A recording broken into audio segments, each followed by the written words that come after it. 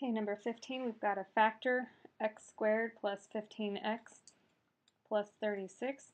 So first we multiply the 1 in front of the x and the 36. That gives us, of course, 36. And so what multiplies to 36? That adds to equal 15.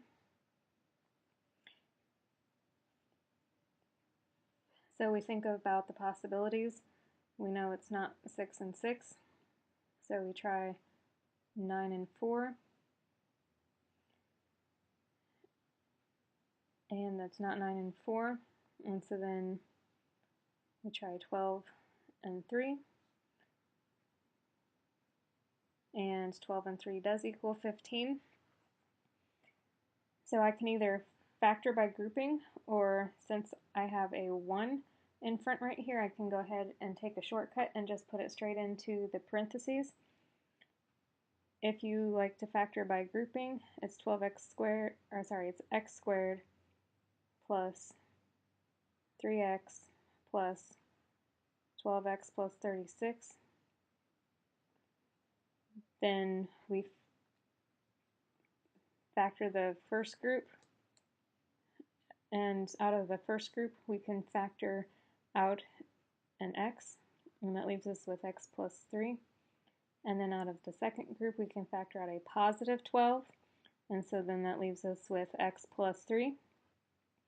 And so then our common denominator is now the x plus 3's, and so the x plus 3's come out, and the x plus 12 is what's left over, so that goes in its own parenthesis. And now it is factored. And we should always check to see if either one of those could factor more, and they can't. So that's our final answer. Okay, number 16, we have 5t squared minus 5t minus 10. We want to check to see if there's a common factor, and each of them are divisible by 5, so we can take a 5 out, and that gives us t squared minus t minus 2.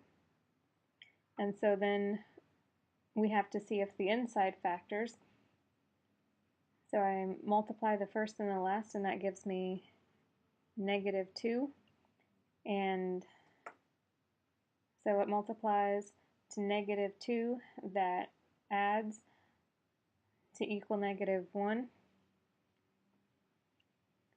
And of course that's negative 2 and positive 1. So then, and because we have a 1 in here, I'm going to go ahead and take the shortcut. Because I have a 1 in here, it just factors into t minus 2 and t plus 1. And then I check to see if either of these factor again, and they don't.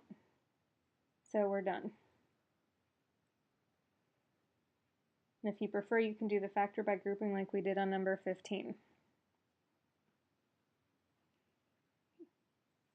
Next we have 3x squared plus 7x minus 20. We have to check to see if any of these have a common factor, and they don't. So we have to then multiply the 3 and the 20, and that gives us negative 60. So what multiplies to negative 60? That adds to equal 7. So we've got to write the possibilities. We know that 3 and negative 20 don't work, because that's what we just had here.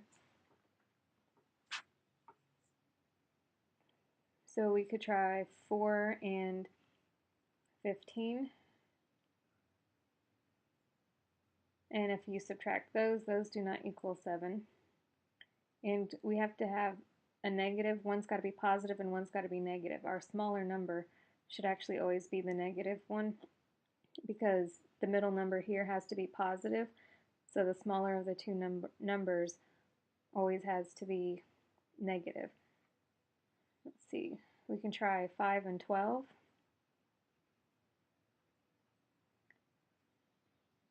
And does 12 minus 5 equals 7, and it does. So then we found the two that work.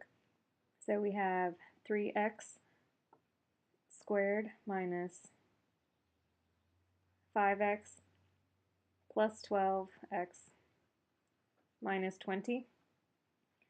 Then we factor by grouping. Out of the first group, I can take out an x, and so that leaves me with 3x minus 5. And out of the second group, I can take out a 4, I believe. And I'm going to take out a positive 4. And so that leaves me with 3x minus 5. And then notice I've got the same thing here in both parentheses, so that's my new common factor that I need to factor out. So when I factor that out, that gives me 3x minus 5, and then what I have left is the x plus 4. And neither of these factor anymore. I don't have any x squareds, and there's no common factors. So we're done. Okay, number 18. We have 4z to the fourth. This is supposed to be minus 20z squared plus 25. So I check first to see if there are any common factors. I don't see any common factors. So then we have to multiply the first and the last, and that gives us 100.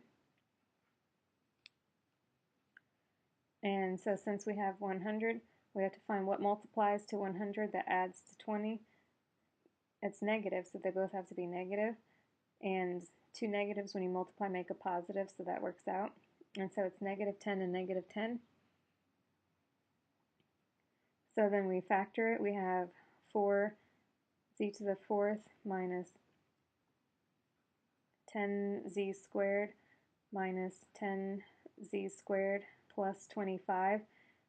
The middle terms always should have the exact same exponent as the middle term in the initial one.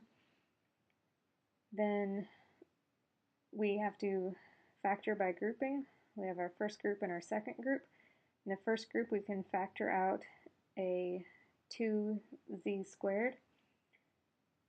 And so that leaves me with 2z squared minus 5. In the second group, the signs are opposite what they were here. I had a positive and negative. Now I have a negative and positive. So that means I want to factor out a negative. And this time it's going to be a 5 because those are both divisible by 5. So then I get z squared minus 5. And now my new common factor, oops, that should be 2z squared minus 5. Now my common factor are the same here. And so that becomes my new factor that I factor out. So I get 2z squared minus 5. And notice the other things right here, 2z squared minus 5 is the exact same. So you can write it twice, or you could just write that it's squared and save yourself a little bit of work. And that would be our final answer for number 18.